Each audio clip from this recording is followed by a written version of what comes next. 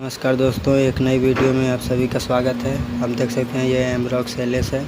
Market में आपको एमरॉक्स LS नाम से मिल जाएगा। इसमें लीवोसल्ब्यूटामॉल, एम्ब्रोक्सोल, गाइफेंसिन सॉल्ट मिलाया जाता है और खांसी में बहुत ज़्यादा उपयोग हो रहा है इसका प्रेजेंट टाइम में, तो आप इसका यूज़ कर सकते हैं। ये किसी डॉक्टर के अकॉर्डिंग ही यूज़ करें, क्योंकि मरीज़ के अकॉर्डिंग ही डॉक्टर इसका डोज का कैलकुलेशन करते हैं, तो इसलिए इसको डॉक्टर के अकॉर्डिंग ही यूज़ करें। ये सूखी खांसी या फिर सांस फूल रहा है खांसी में, उसमें बहुत ज़्यादा मददगार करता है, तो इसलिए इसका एक बार यूज़ ज़रूर करें। धन्यवाद।